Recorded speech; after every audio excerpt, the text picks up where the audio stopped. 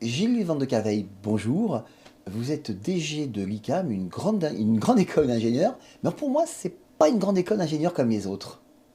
Bonjour Nicolas.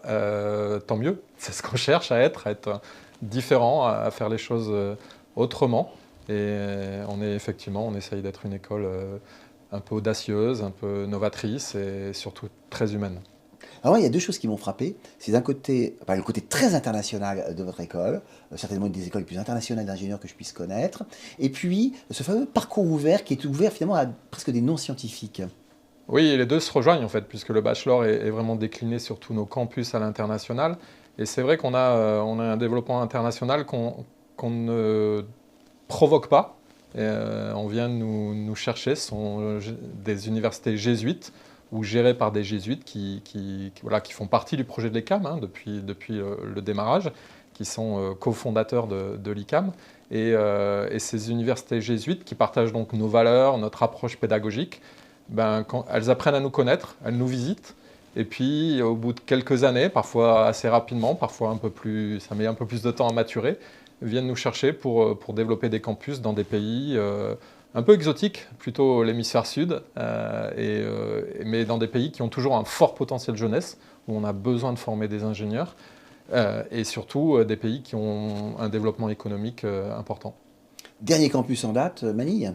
Oui, aux Philippines, pareil, dans un écosystème très vivant. Enfin, c'est impressionnant le niveau d'activité qu'il y a là-bas. Et puis un beau succès, hein. La première rentrée, c'est 30 jeunes qui intègrent le parcours, le bachelor international, qui là-bas est décliné sous un autre nom autour de l'innovation. Et en fait, c'est vraiment la possibilité de former sur place, pour les besoins du pays, un nouveau type d'ingénieur multidisciplinaire. Alors, puisqu'on parle d'ingénieur, vous insistez beaucoup sur le fait qu'un ingénieur ICAM n'est pas forcément un ingénieur comme les autres. Non, on est très... déjà dans notre recrutement, on a une approche différente, hein, puisque bien sûr on est sur Parcoursup, mais les candidatures qu'on reçoit de Parcoursup sont ensuite, les étudiants qui postulent sont reçus sur 2 entretiens. C'est plus de 6000 entretiens à l'échelle nationale qui En vont se faire présentiel? en présentiel, sauf quand il y a un mode de confinement ou le Covid, où on a fait ça en distanciel à l'époque, mais oui, en présentiel.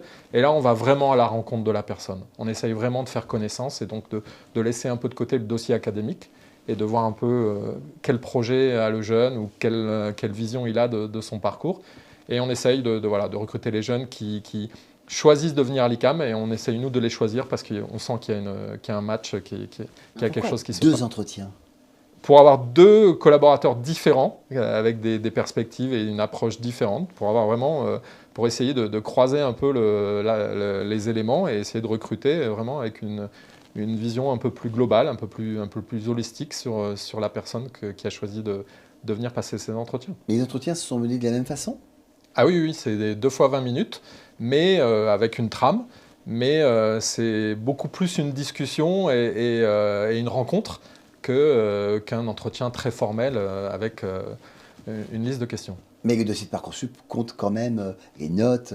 Oui, il faut bien sûr, pour faire des études d'ingénieur, il faut des bases scientifiques, voilà, il faut un parcours, mais ce n'est pas les éléments uniques de décision quand on veut venir à l'ECAM. Choisir et être choisi, je pense qu'on l'a déjà dit et on le redira, c'est vraiment notre façon de recruter à l'ICAM. Alors, une des grandes originalités, et vous en avez parlé tout à l'heure, c'est le fameux parcours ouvert. Oui, alors original parce que c'est un bachelor, mais qui permet de faire 4 ans de préparation pour ensuite réintégrer le parcours diplômant de l'ICAM, que ce soit sous statut apprenti ou sous statut étudiant.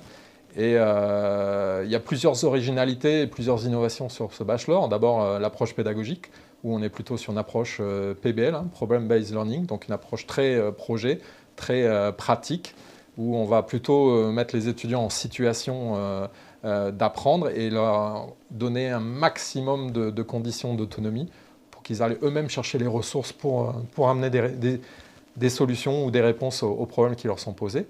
Et puis ensuite, autre particularité, il invite les étudiants à partir au moins un an sur un de nos campus à l'étranger, et vice-versa, ce qui fait qu'on brasse tous nos campus sur une année et que les étudiants vont vivre une expérience interculturelle très forte dans un pays qui les sort un peu de leur zone de confort. Et puis un parcours très ouvert en termes de recrutement. Aussi, oui, c'est vrai, vous avez raison. Et en fait, on essaye d'aller chercher des profils différents. On est à l'écoute de l'attente des entreprises. On nous parle beaucoup d'innovation, d'innover différemment, et peut-être d'aller aussi chercher des solutions qu'on va devoir inventer face aux défis qu'on a à relever. Et en fait, aller chercher des profils différents, c'est peut-être intéressant. C'est-à-dire qu'on conserve nos statuts historiques de formation d'ingénieur sous statut étudiant, prépa et 3 ans d'ingé, ou statut apprenti avec 2 ans BTS ou DUT et 3 ans d'alternance. Et là, on va inviter vraiment la formation à se positionner différemment et on espère, en tout cas les premiers diplômés nous le prouvent, on forme de nouveau un nouveau type d'ingénieur, je pense. Alors jusqu'où ça peut aller, ces critères de recrutement très ouverts pour un terminal? Ah, ben on peut aller recruter des gens qui ont fait un choix post-bac, qui ont eu le bac, qui ont fait un choix d'aller faire un CAPES ou STAPS, et qui, au bout d'un an, se repositionnent et ont quand même des bases scientifiques intéressantes.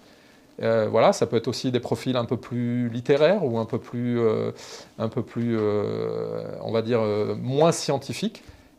Parce que la prépa scientifique reste de mise pour ceux qui sont vraiment des scientifiques purs et durs.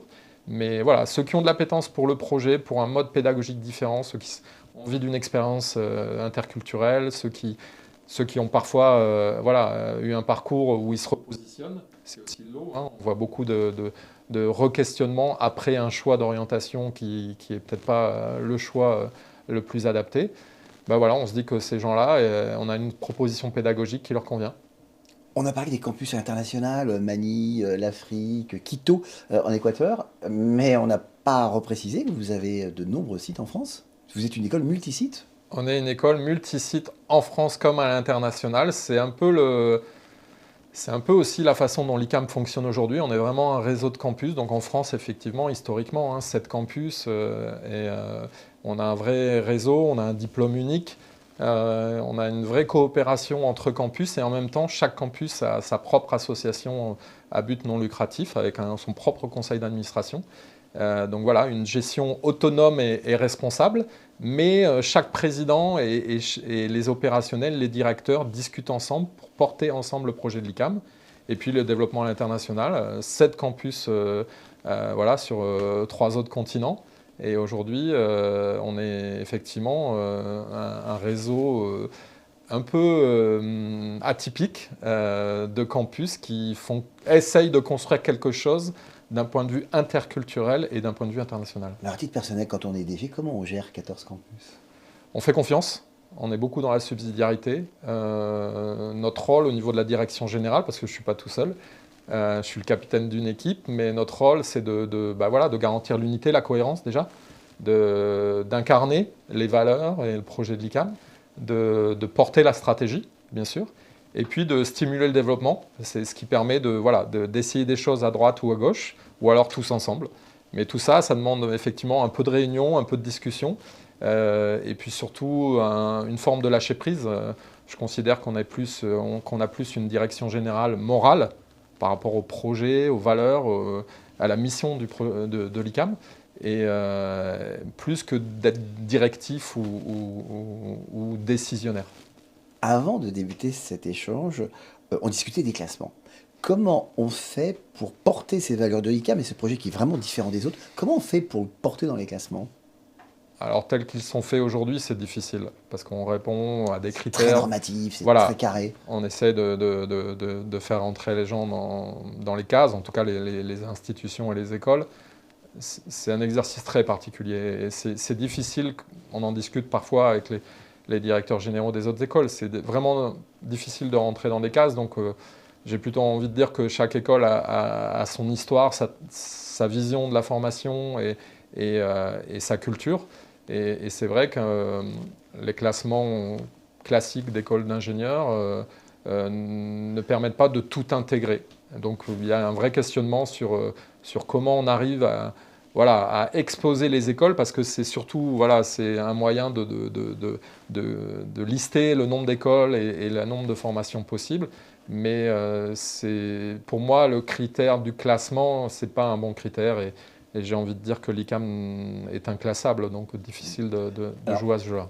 il y a beaucoup, alors, il y a des classements, classiques ou non, il y a beaucoup de distinctions aussi qui existent dans le monde des grandes écoles. Est-ce qu'à un moment donné, il y a une distinction, quelque chose qui vous a fait particulièrement plaisir pour l'école? Vous vous êtes dit, ah bah là, on a atteint un de nos objectifs.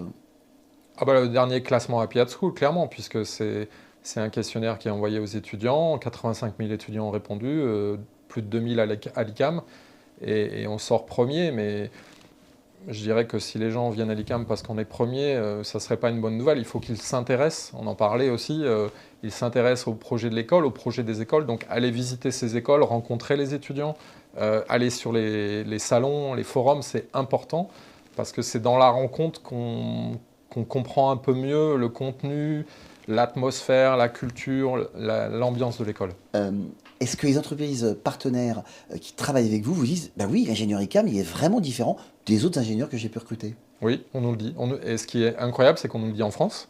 Et on a vraiment des entreprises qui nous plébiscitent. On a des ICAM dans beaucoup, beaucoup de domaines.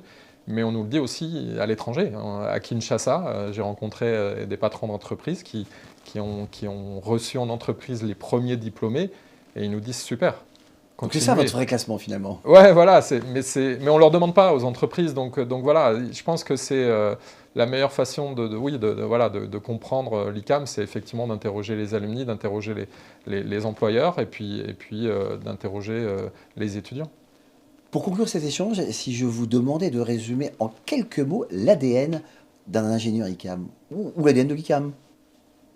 Humain, audacieux, euh, interculturel, et je dirais proche des réalités du monde économique et de la société. Gilles Van de Caveille, merci pour cet échange. Merci Nicolas.